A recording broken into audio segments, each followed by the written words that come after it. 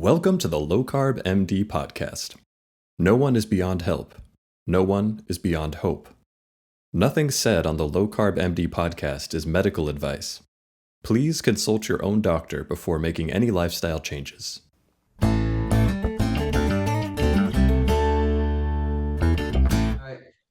Brian got to this amazing guest before I had a chance to, and we struggled to connect, but finally, fate has put us together. We have Dr. Rubén Ancona Bolaños, who is a MD and also a researcher in Mexico. We've met several times, I think at least once at Boca, maybe twice at Boca, and I heard him a couple months back on, I thought it was a little bit further back, but he told me it's 3 months ago on the Life's Best Medicine podcast, and we're excited to have him on today. We were just talking about some of his thesis work, looking at exogenous ketones versus ketosis, so I'm excited to talk about that. And I'm certainly excited to talk about the fact that we need to and I know this is something our mutual friend, Dr. Adrian Sotomoto, has been working on, but sort of revitalizing or vitalizing the metabolic movement in South America, Central America, to revitalize the movement, because there's so many brilliant minds in Central Mexico, first and foremost, but all throughout Central and South America. So how can we amazing conferences that happen that people don't even know about, with thousands of people in Chile, and so how can we unite these continents a little bit? So I'm excited to talk about that.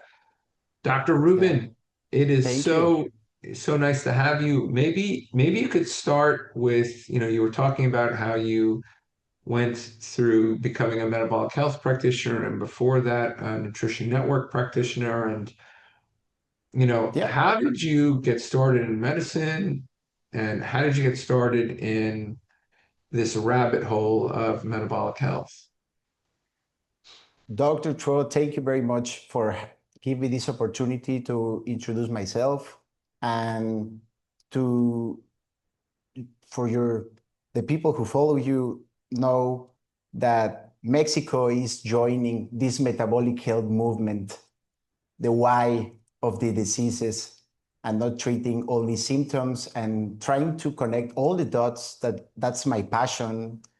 Try to connect all the dots so we can know how to help people, and it's not just one fit size all, but we need to know where to begin, or maybe there's many ways we can begin to build a metabolic health. I think there's people who will start with physical activity, some people will start with psychology, some people will start, but all of them are together. And that's my mission. I'm trying to do research about how to connect anthropology, philosophy, politics, economy with the health space. And as many know, it's super, they are joined together. But however, I started this metabolic world when I failed twice the exam for a specialty. I wanted to be an ophthalmologist. I talk with Dr. Brian about this, so I hope your audience can go to the Dr. Brian's podcast, and I have a more detailed background about me. But you know what? I'll tell you, I already like you, because most doctors out there don't want to share their weakness. They don't want to share their adversity, and this is a big problem in medicine. And I already like what I'm hearing, because when we hide our errors, when we hide our mistakes, when we're too ashamed to talk about it, the result is we don't get better in medicine. So I'm already interested in this story. Thank you, sir. Yeah. And yeah, and it was very painful because I did great during school. I was eighth in the grades. You know, when I got graduated I was 8 or 9. I don't remember it well, but I think I did great in med school. And when I was in the internship, I got this prize of of the best qualified uh, MD, like pre-MD, like during the internship, you know, and I was pretty confident that I would become an ophthalmologist, and so I was pretty sure I would pass the exam. That sure that I proposed to my actual wife. You know, we have all the plans together to get married, and after that go to Mexico City to do the ophthalmology specialty. And well, it was all planned, and I failed. Okay, twice, and I thank God. I'm trying to build my faith right now and got my faith stronger. But however, I was very sad at that moment. My plans broke, but however, there's something that has a plan for you, and I think a better plan for you. I failed twice with all that background. I was destroyed. Well, but however, thanks to my wife and family, I got better. And I didn't know what to do because I needed to get a job because I was about to get married, and the thing here is that in Mexico, the way you approve the exam is you compete against the same specialty. You don't compete, you have the same exam, like almost the same exam, but you fight or you compete against all the specialties. But every specialty has his particular grade that you have to reach, you know, and you can fail the exam, but have much higher score than other who approve the exam for other specialty, you know. And my score was super high. It was 7.37, but the limit to go to ophthalmology was, I think, 74. I don't know, 7.4, you know, and it was almost twice almost. So I think, Lord, what are you trying to say to me, you know? And I think I know right now what he was trying to say to me. I know it now, no? But however, it was hard for me. And that exam gave me some thinking, like 4 years ago, about you grow in medicine. In the medicine world, you grow as you have the best memory, as you have the best way to learn concepts without thinking about it. Because the exam we have is just about A, B, C, D, and just mark A or B or C or D. You can justify your answer because, well, in medicine, that it's supposed to be an art, you know. You maybe one answer could be, and the other one also could be, but if you have the chance to justify it, but you don't have it, you don't need to think that much to be a doctor, and that was something very frustrating to me. But however, we're doing our best. And after that, I got a job from a clinic that practiced the ketogenic diet. And I was very afraid because they were looking for a doctor. They were nutritionists, but they needed a doctor to supervise and have the licenses to open that clinic that they want to do. And it was just before the pandemic. It was in November, and the salary was okay. And I think, okay, I need this job. And I went there and they told me that they practice the ketogenic diet and I would be the MD to supervise all the health parameters, the blood work of the people. But when I heard ketogenic, I talked about this in the Brian podcast, but just briefly, that it was like I had only heard that that's the diet and that's terrible and we shouldn't do that. That's a fat diet.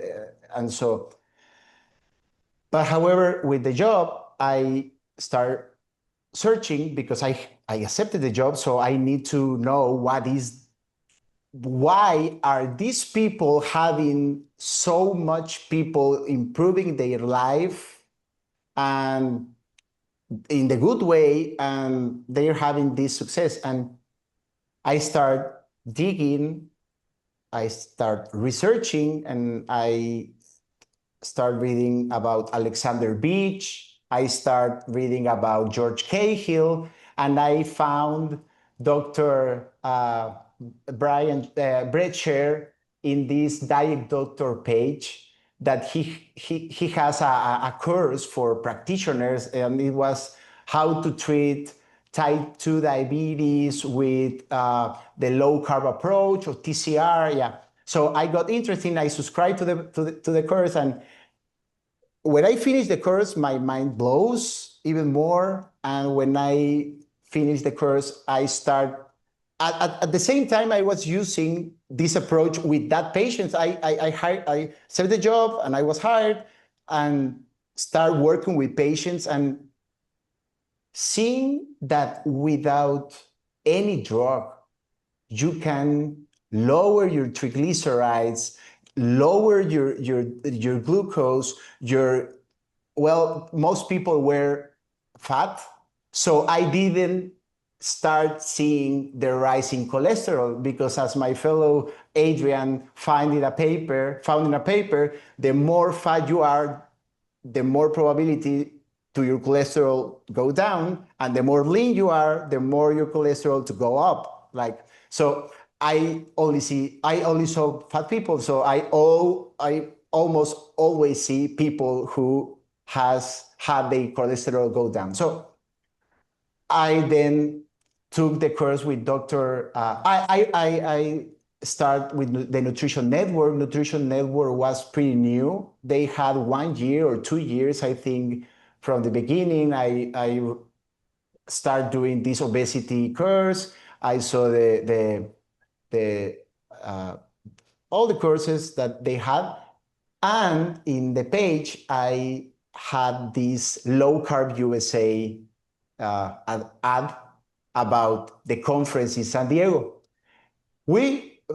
Long story short, because I don't want to over talk about this, but it was the pandemic, and if I would pass the exam, I would not be studying ophthalmology because the residents went to the war.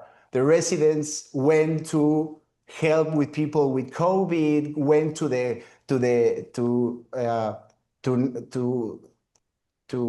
intensive care.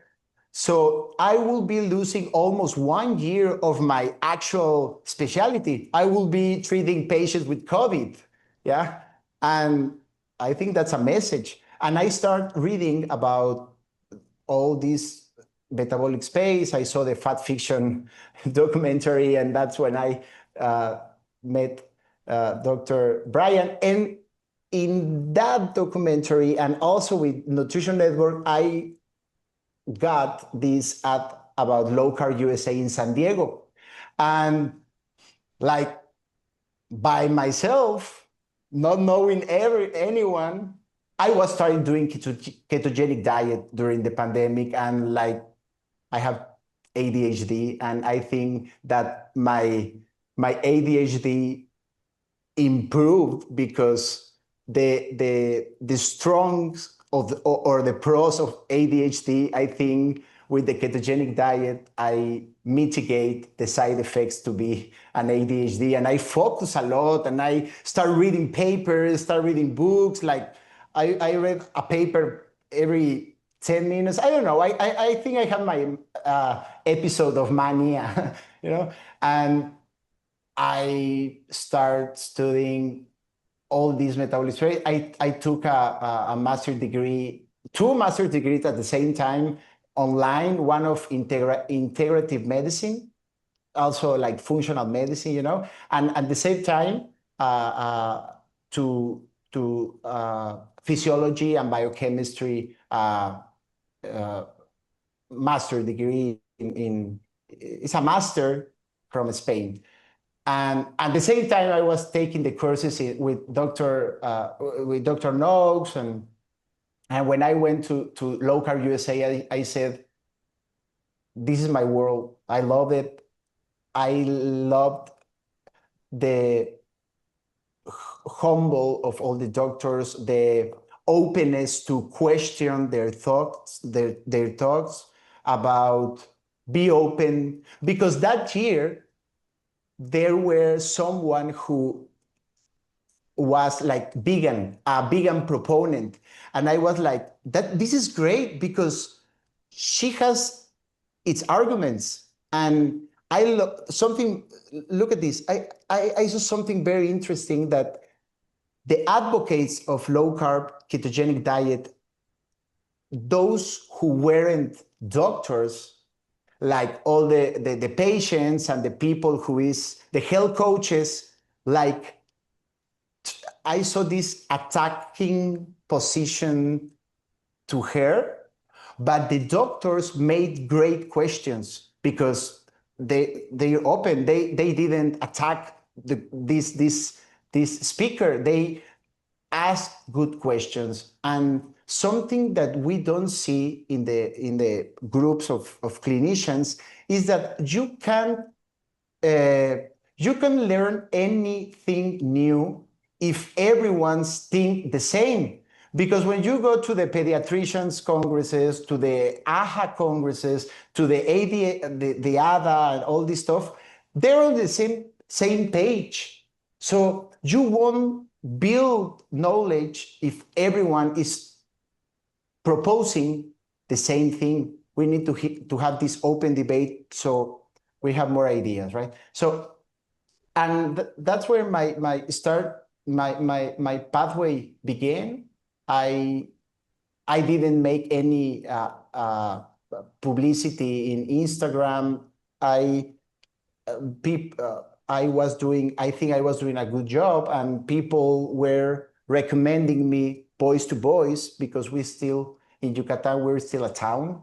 We're like a town. So the voice is spreading, and I had my schedule full, and I tried to not only see blood work, but I start looking for the psychology of people, looking for how they feel, because everyone knows what to do to lose weight. Everyone knows what you should avoid to stop your diabetes. But why if knowing what you need to do, why don't you do it? Why don't you do it? Because you know what to do. Everyone know what to do, because to be honest, I think even this low calorie diet, this restrictive diet works for people when they do it, but they stop doing the diet. And we know that there's a biochemistry behind it, this starvation, but they lose weight. but they don't keep doing it. And they think that that is a moral failure. And it's not a moral failure. We know that insulin has to do, but why don't you keep doing what you need to do? And that's the answer. That's our work. We need to ask the patient, why do you stop doing what you need to do? Last time you lose weight, what happened? Why do you stop doing it? And that's when we should attack.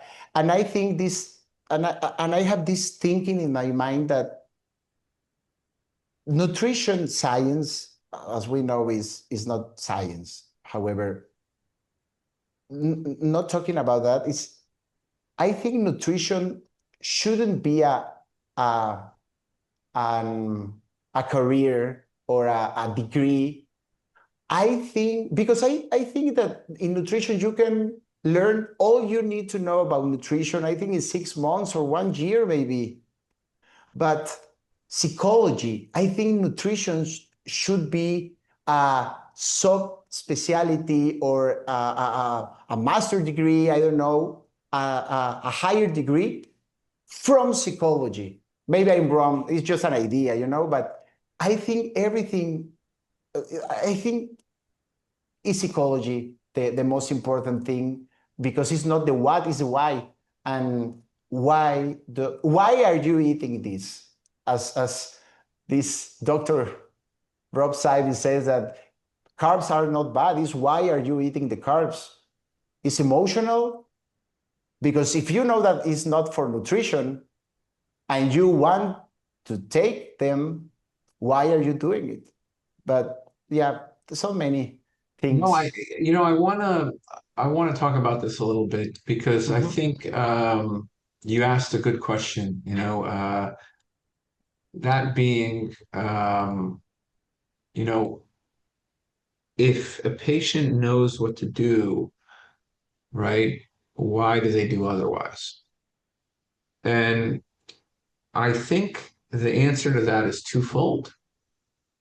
The first answer is that food is a psychoactive substance.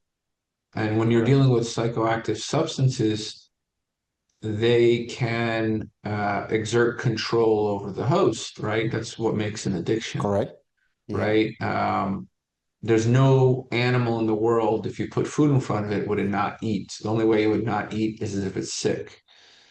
Well, how does this happen? The food has to have a captivating quality and has to exert control over the host. So in humans, that substance, right, can exert control by manipulating a patient's emotions, manipulating their logic and their mentality and their outlook. These are the 4 key things, right? So that's one, right? Your thoughts are not your own. It's the food talking, right? Your emotions are not your own. It's the food talking. Your mentality is not your own when it comes to food. Oftentimes it's food talking, right? I'll give you an example. Right? Yeah. Let me just have one piece, right? This logic, like, let me just have one piece. It accommodates the food. The logic, I already had a little bit. I might as well keep eating this way. I'll do differently tomorrow, right? This logic accommodates the food. Or when somebody says, maybe you shouldn't eat that, are you joyful and happy that somebody's protecting you? Or are you angry and stubborn and oppositionally defiant? And the anger and the stubborn and the oppositionally defiant, it's the food talking. The food has manipulated your emotions. Correct. And it's making you stay to the substance. So one is, it's more than an emotional event, as Sivas says it. It's fundamentally a manipulative process that's manipulated your emotions, your logic, your mentality, and your outlook. The second thing that food addiction does, right, that food does, is it paralyzes and delays recovery. So oftentimes patients will say, like you just said to me right now, our patient knows what to do and they say it. Right? So why do you do otherwise? And they will come to me saying this. They'll say, Doc, I know what to do. I just don't do it. Correct. And you have to understand this. It took me a while, but delaying recovery and paralysis, the lack of action, right? Delaying recovery, meaning like you ate off plan, what prevents you from eating perfectly then and there, right? You made a mistake. Well, so what prevents you from, being Do it again. exuberant about rejuvenating and coming back even stronger, like you did after 2 times failing, you came back stronger. So what prevents this is the food. The food is the paralyzer. It wants you to delay your action because if you delay action, you will maintain the food. So what took me a long time to understand is why don't they do what they know to do? It's because there's a reward loop. When they That's correct. do it, they are being rewarded with the food, the substance that gets controlling them. And the worst thing somebody can do is feel that it's their identity. Doc, I just can't do it. Doc, I don't know why I don't have the willpower. Yeah. And they fundamentally need to separate their identity from what the food has done. Correct. Which is an incredible task. The disdain and the guilt and the shame and the self-blame and the I can't do it, I don't know why. They need to take it and apply it to this mind parasite, the food, which is controlling their life. And it's a Yes. challenge. And I commend you for researching, if ketones outside of ketosis can look at this. I commend you for, being interested and curious and, and Yeah. I'm curious, how is all this knowledge translated into the way that you treat the person in front of you? Yeah. Look, I just thinking about start a new career. I am decided philosophy or psychology. I think it will be philosophy. And I just send my papers. It will be online, because like I think, okay, so first of all, what you just said is my passion, but we need an explanation. Well, maybe we don't need it, but doctors need it because we are told that everything needs to be showed and we need to do a randomized control trial. We need to do all of this biochemistry and all this stuff you were talking about.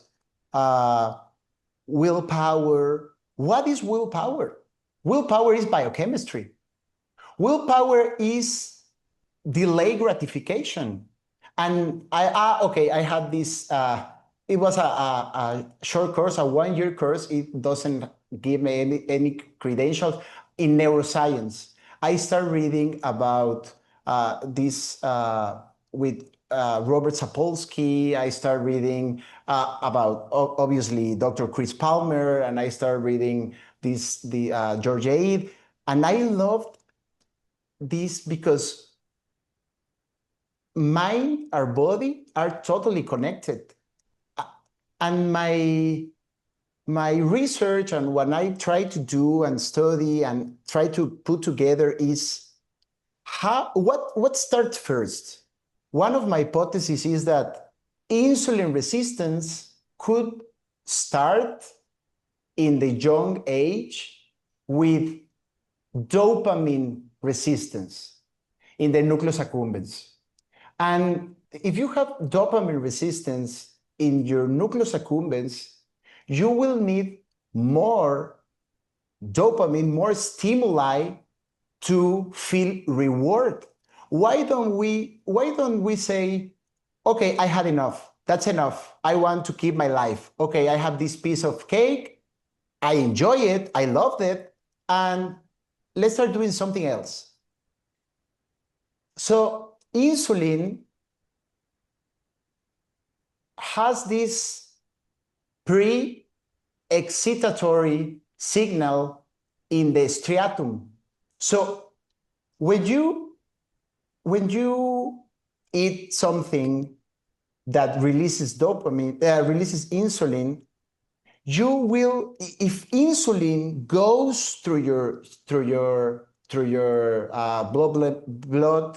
blood barrier and gets to these interneurons in the striatum, you will release more dopamine for less, because the threshold that you need to release dopamine is lower with insulin.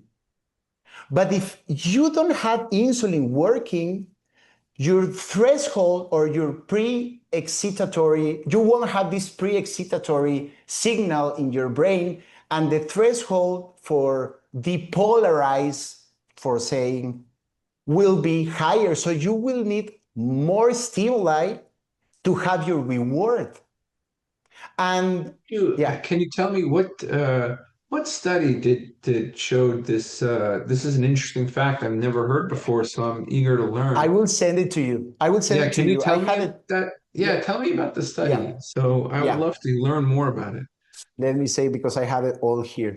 They saw that when... do you remember who they was? Take a second. Yeah, because I think this is important for the reader. Take 1 second. Let's bring that study up. Let's talk about it. Okay. You know, I'm interested to learn. You're brilliant. You know, our listeners I are try to be. Yeah. Yeah. I made this essay that is the relation between insulin and emotional hormones. This is my essay, okay? This is mine, and I had all my references like right here. I can share it with you, no? But the way what I do in this study is dopamine and insulin, serotonin and insulin, oxytocin and insulin, cortisol and insulin. Well, insulin and cortisol is more known because it's peripheral, and it's more known that if you have your cortisol high, your beta cells are dependent on these troubles. But what we don't think about is that insulin has effects in brain. But what I didn't start studying is that serotonin has effects in the beta cells, and I will show you what I find. And oxytocin also have effects in insulin sensitivity, also have effects in satiety, and these feelings of fullness. You need oxytocin to, oxytocin will help you to feel satisfied and enjoy what you are eating.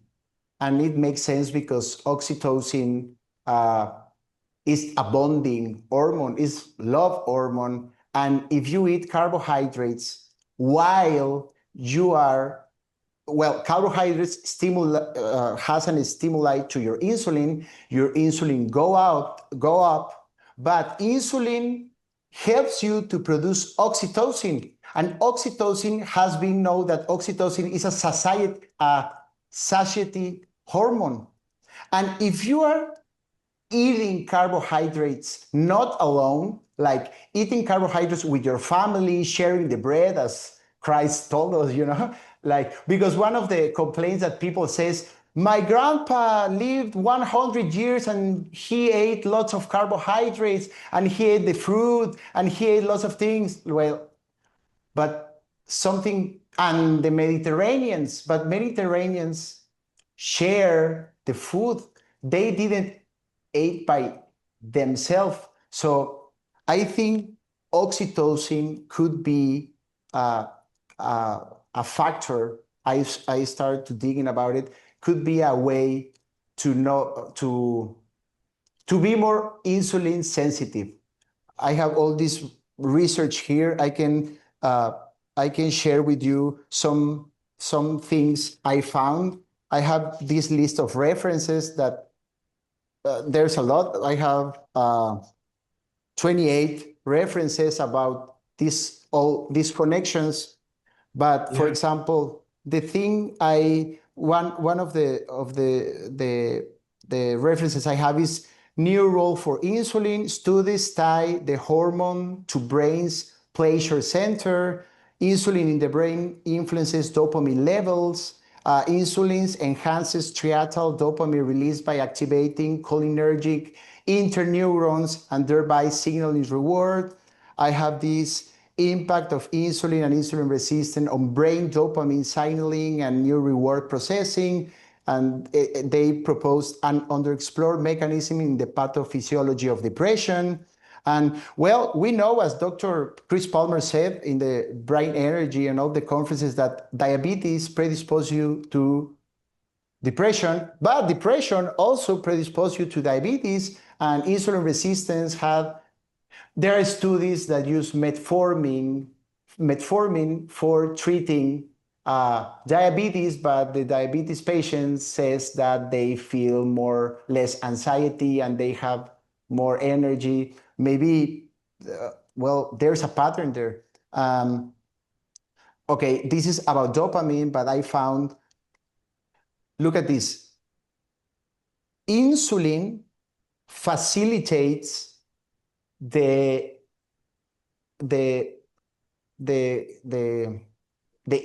entrance of the brain chain, what's the name? The BCAs, the brain chain amino acids. The branch chain amino acids. Yeah, that's correct. Insulin facilitates the enter of those amino acids to the muscle and cells. Glutamate particularly, right? Correct.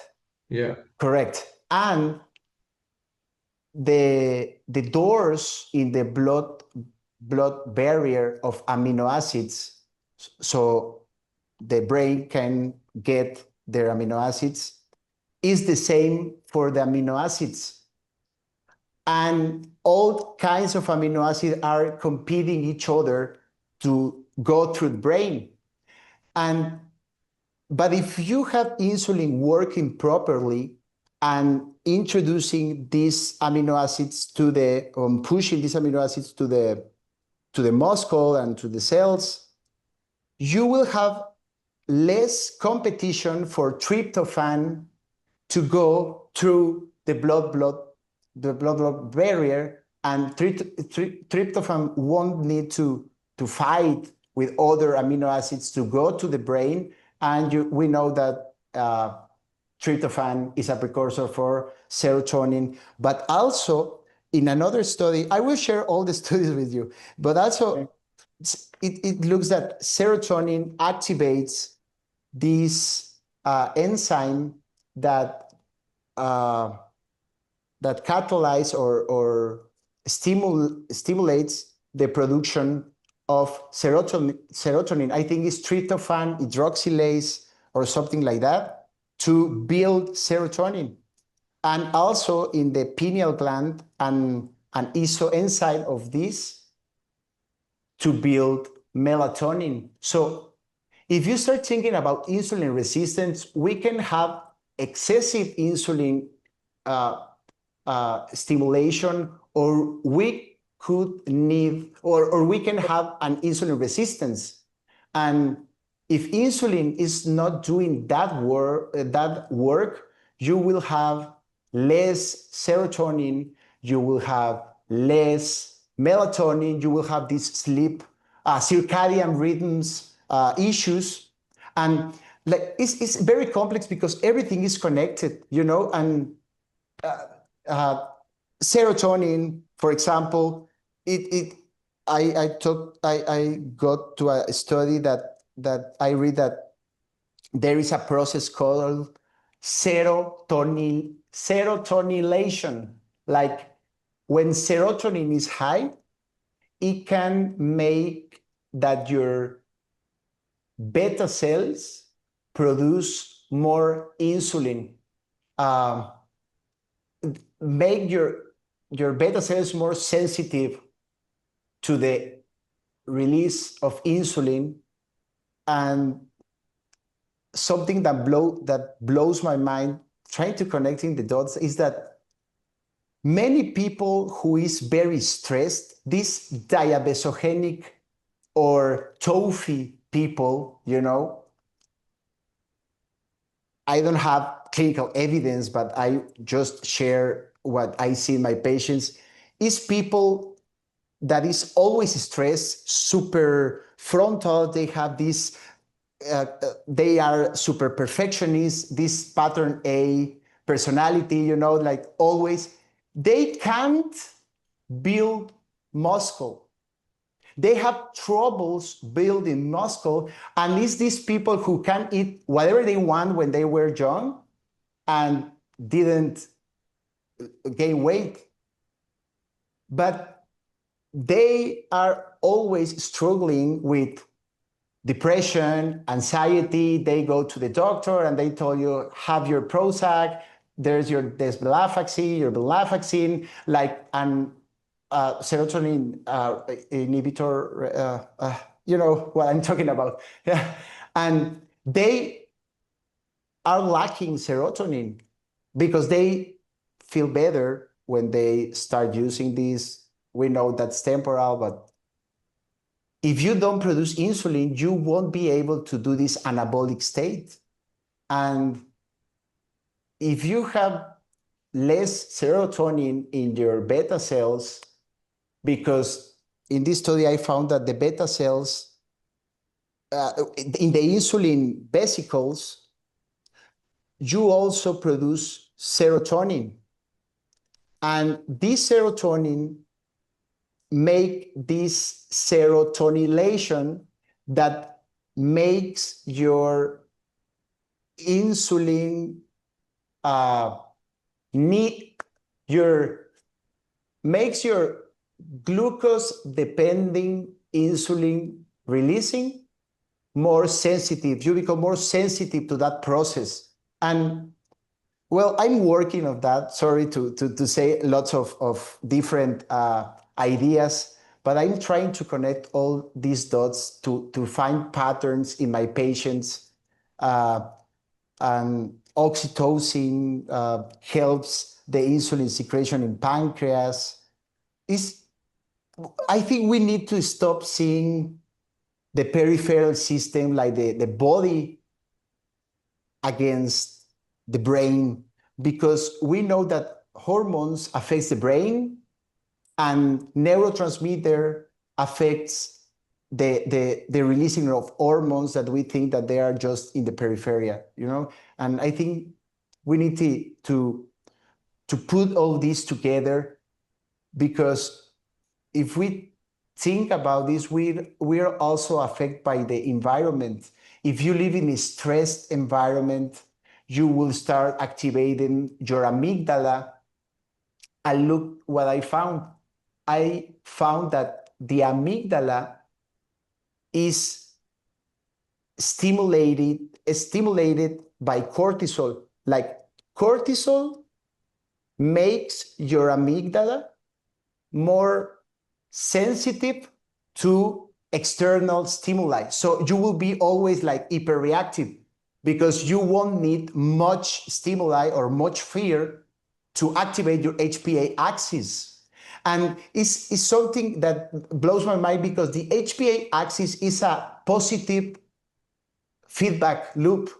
It's not negative, it's a positive feedback loop. And the problem is that cortisol breaks your prefrontal cortex and your hippocampus, that they supposed to inhibit the activation of your amygdala.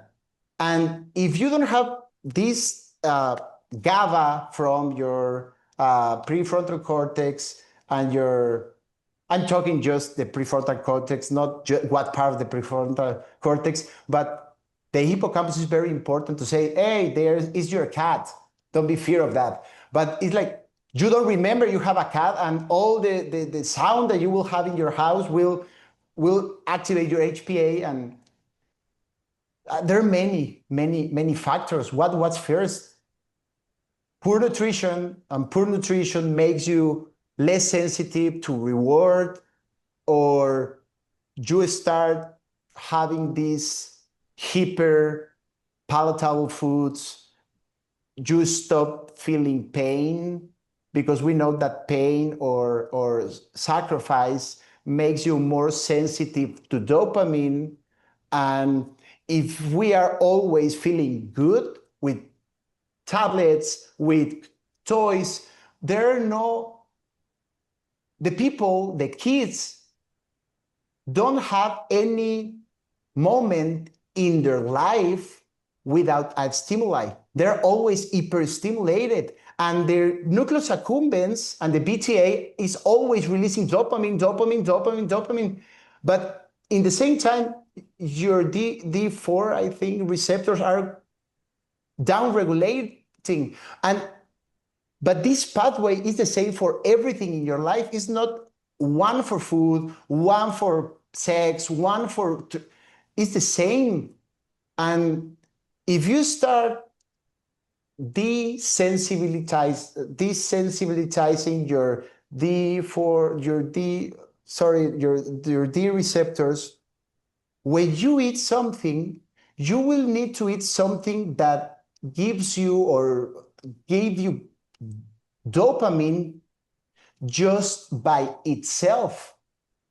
Because when you're hungry, you are sensitive to the dopamine release, and you can eat something like a salad. Maybe you can eat a meat cut, or just something not that dopaminergic, and you will release endorphins. But if you need to saturate all your low dopamine receptors, you will need to eat something super palatable, and you will need to play something super huge. You will need to be, your dopamine threshold will be higher. And that's what I'm trying to connect the insulin with dopamine, oxytocin, the lack of serotonin we have, because we know that serotonin lowers your dopamine threshold to, like, all the details. I'm not mentioning all the details, but that's something I'm working, and I hope one day a work in my life, is put together and proposed this hypothesis, so we can confirm with more clinical trials, and so. But philosophy is one of my interests, because, as we say, environment drives behavior. All the political changes, the communism, the socialism, nationalism, these political ideologies are very important for how people will live, because that's key. So you will be always fighting with the lion.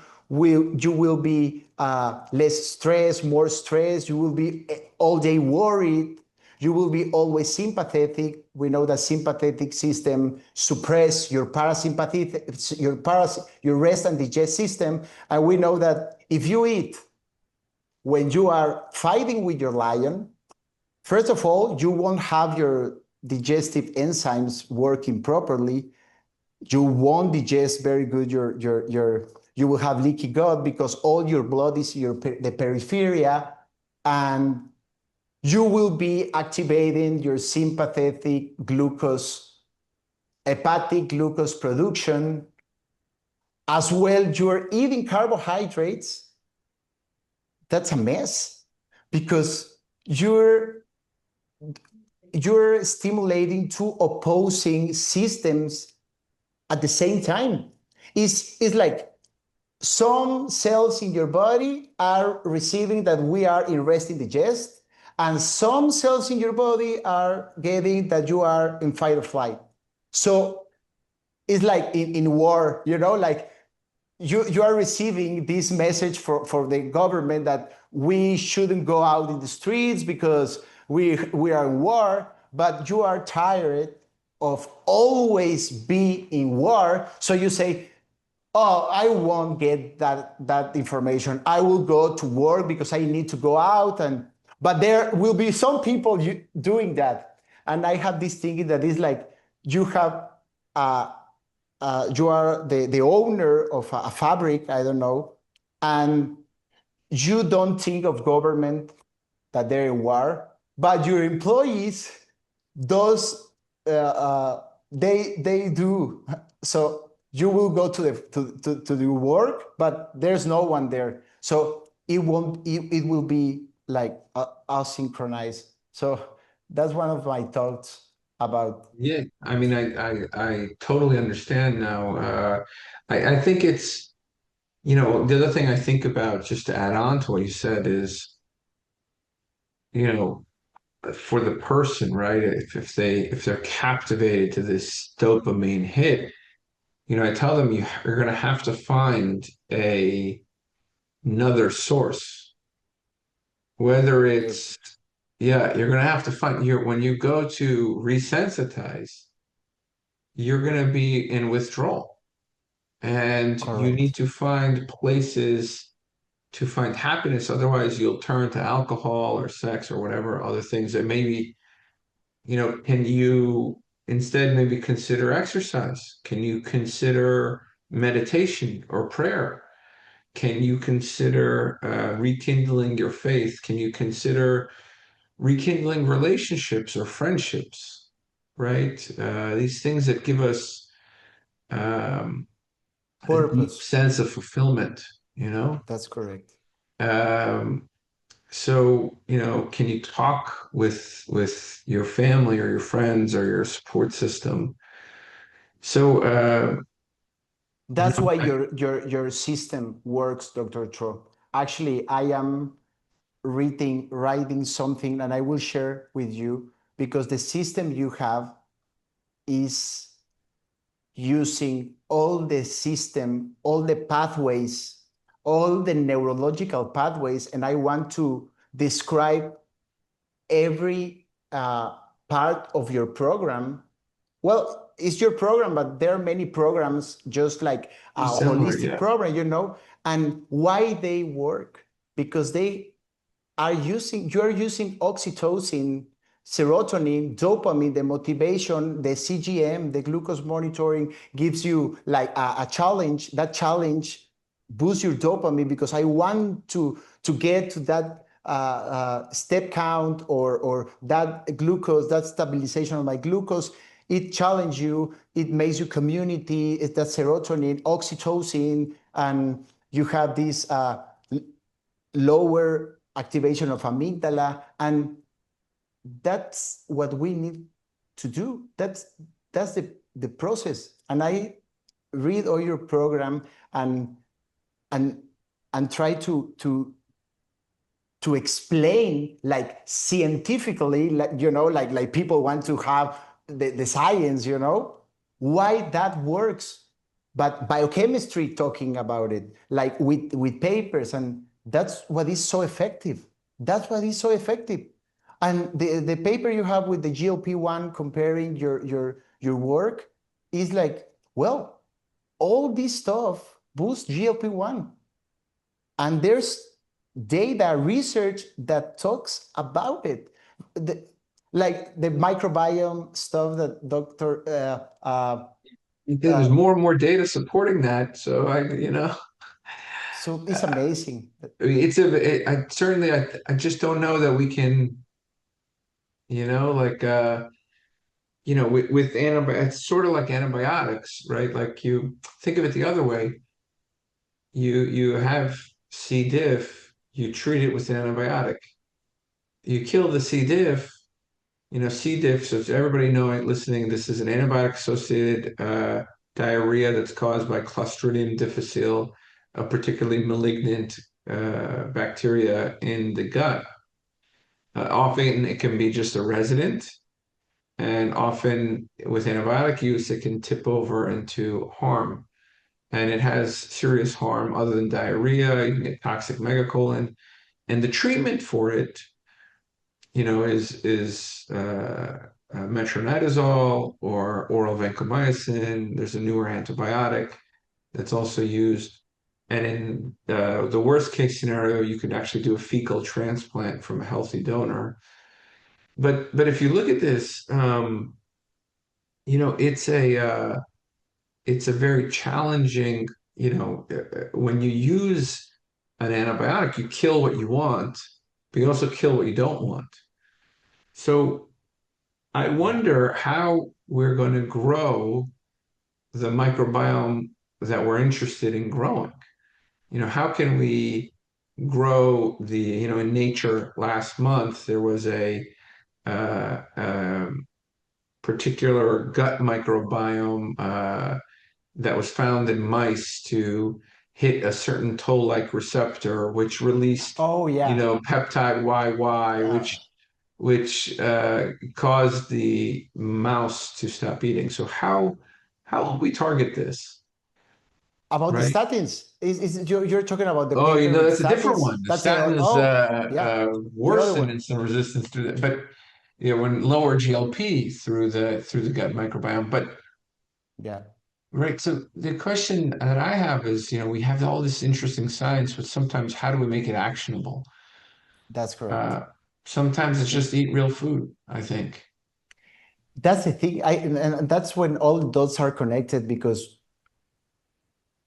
if we're talking about low carbohydrate diets and ketogenic diet, carnivore diets, I don't think it's just about the diet, like the diet. For example, I have another writing talking about the benefits of carnivore diet, like in your psychology. If we talk about this psychologically, like doing something that many people can't, raise your empowerment, makes you feel good, makes you feel that you achieved something, and that gave change in your psychology, in your brain. Also, the carnivore keto community has a beautiful it's a beautiful community, and you sometimes feel you feel part of something that maybe before that you didn't feel, and you was always someone failing in your diet. You was always so that you don't have willpower, but you connect with people that struggle just like you, and you get that community. There are many groups in Instagram and Facebook, and that's something that could be benefit. You have a dopamine detox, because when you start doing this diet, something comes to my mind is that you're doing something boring. Like, even if you do carnivore, is the most boring diet that exists. And doing something boring, uncomfortable, makes you more sensitive to dopamine. Pain makes you sensitive to dopamine. That's why sometimes doing a long fasting, it happens to me.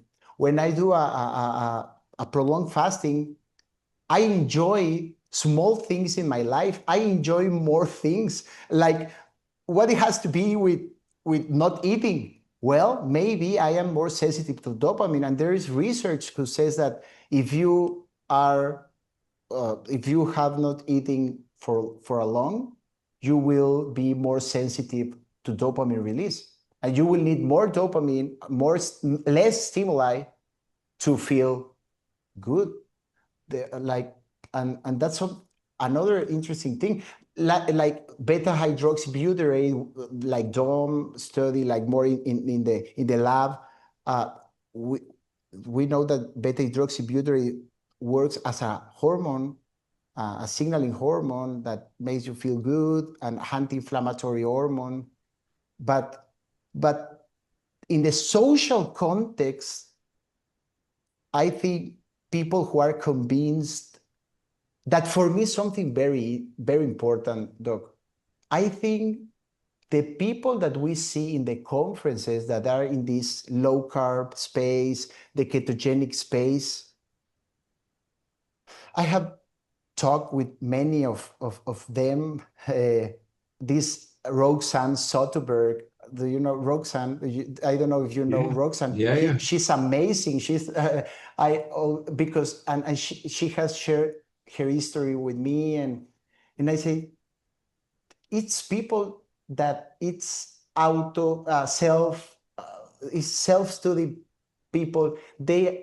She or he or they are convinced of what they're doing. And I think the ketogenic diets, or people that we have, of course, you have people that abandon the diet. I have people that abandon the progress. I have more people that abandon the progress than you, because you have a more robust program, of course. But what I see in them, what I see in these people, is that they are afraid. They have fear by their cardiology, their family, and the cortisol, as I am studying, and this lowering serotonin, because if you don't feel part of something, you have low serotonin and you have lots of problems with that. But I think the people that have this game changer aha moment is people who are convinced, and they have the arguments for what they are doing this. And when the people comments, you will die and ketogenic diet is the worst, and so, they are, oh, okay, bye. I don't care what you're saying. I have the data. Okay, so, but the people who is not proactive and go to your consult, and I want you, Doc, to give me back my health, and I will do whatever you want me to do. I will accomplish, but I won't study. I won't research about this. They will have the social life, and in the social life, everyone's talking bad about this. And I think that is also a problem, and could be a higher problem. And for Dave to abandon the diet. That's why community, as you have this social gatherings, and is the most important thing. Community. I think community is the most important thing, and the Q&As, and that's why environment is super important. Yeah, that's what I think. I mean, I'm with you. I think the psychology and the social support and all these things matter so much.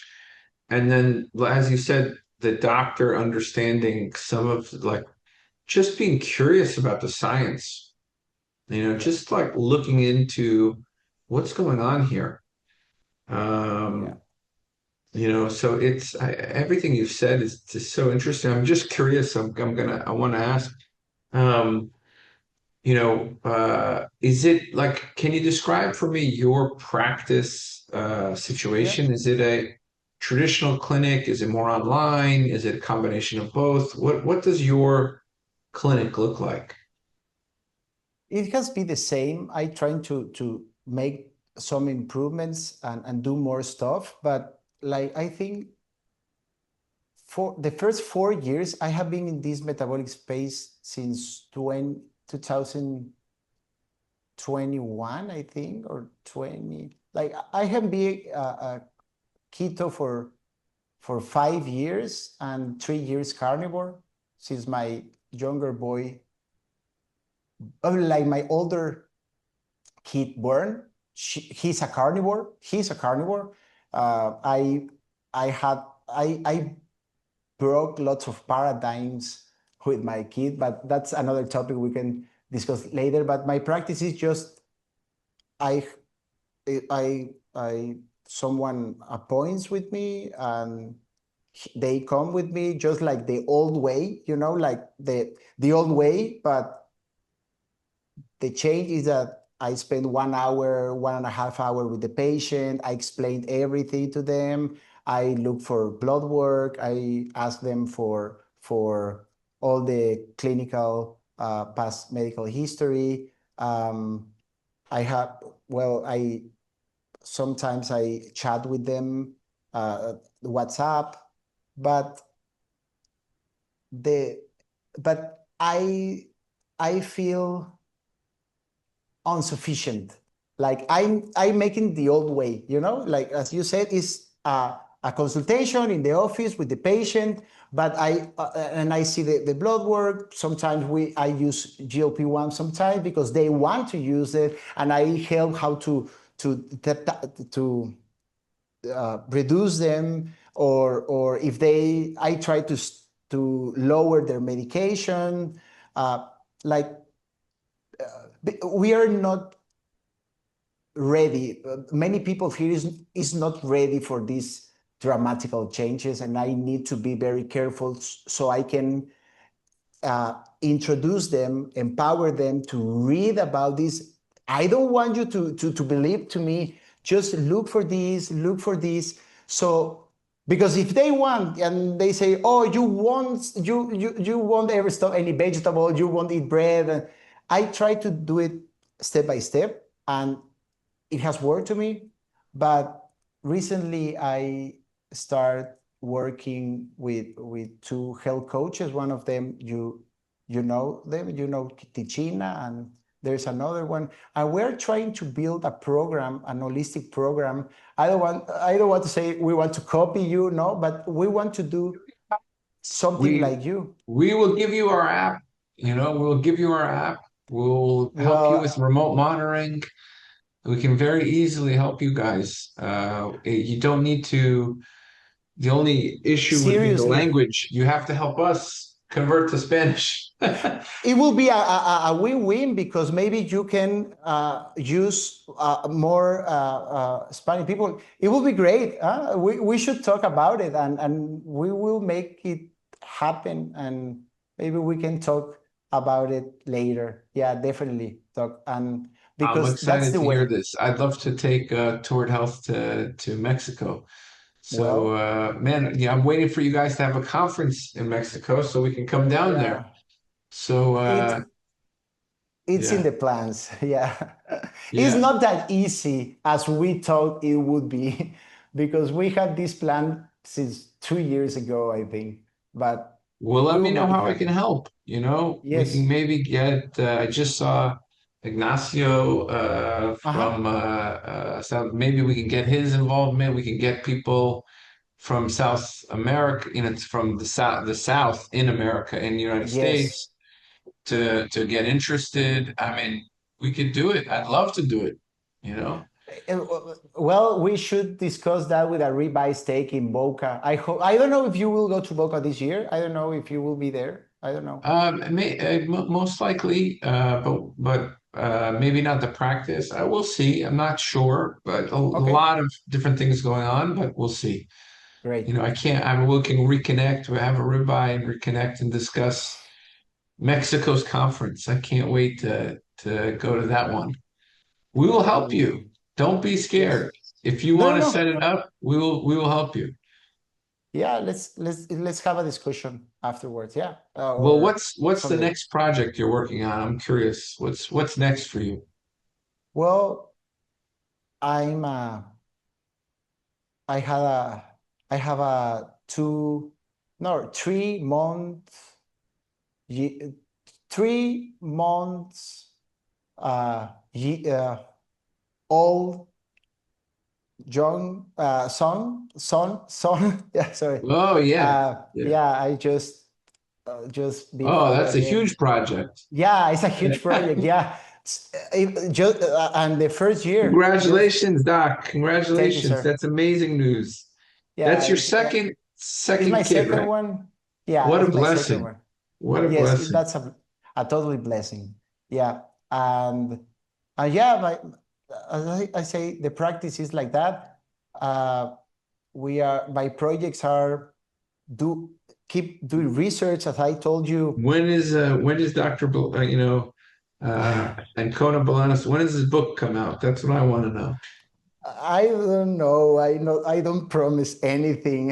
You know, No problem. as you know, I'm writing, like try to put the dots together of this, because I think why? Because sometimes you can say, oh, you have all the science, but why? Because maybe if we connect all these dots, maybe we can start for many options. Like we can start for social connection. Maybe when you start doing social connection, you don't need to start right away a super extreme new diet, or maybe you can start with psychology, with cognitive psychology. Like you can do all together, like your program, but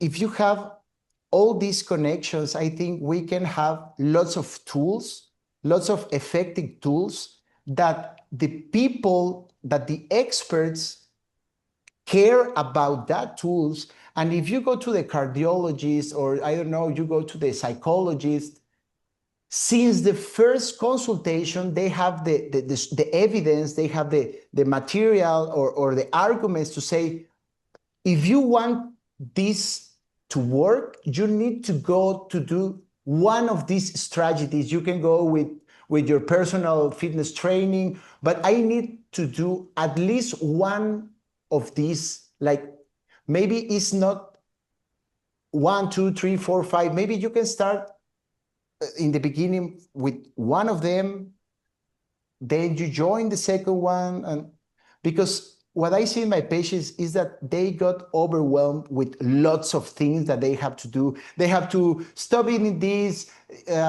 they need to go to exercise, they need to stop drinking this, they need to start doing fasting. I think we shouldn't try to be health. We should try to be healthier, and we shouldn't, and that's a process, and enjoy the process, because when we put a program, a totally complete program, maybe the patients could be overwhelmed with lots of things to do. Maybe he said, just try step by step, try to reach some goals, and if you can't reach the next one, well, hang on, hold on to the second one, to this. And that's why I'm working on this. And as I told you, I am trying to build a more comprehensive program in my plans, just as the one, something like you have. I start with these girls. One, I want to connect with more doctors here in Merida that have reached to me asking, hey, what's happened with my patient? My patient is amazing. You know, like they say, what are you doing with her or with him? Well, we're working together, and doctors are seeing, and they are impressed, like humble doctors, you know, like faithful doctor, like not just monkeys that they don't think. But it's impossible not to see how the big improvements they have in their blood work, in their well-being. Yeah, you have to publish this. That's the next step, right? Once you publish it, they can't say a thing, right? And you will you will be, I cannot stress it enough. The great Dr. Unwin said, we need more clinical audits published. So I hope you move in that direction. And if you ever need help, I'm certainly happy to help you. Well, I will take your word for granted because honestly, I want something like that, and I will keep your word. I will take it. Yeah, Well, definitely. thank you for joining us today, taking you away from your two kids and your practice. Yeah. How can people find you? I just have my social media and Instagram is Ranconab, Ranconab,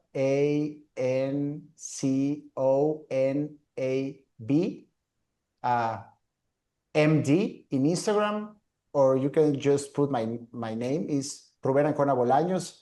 Is a personal account, a mixed account. I share some stories.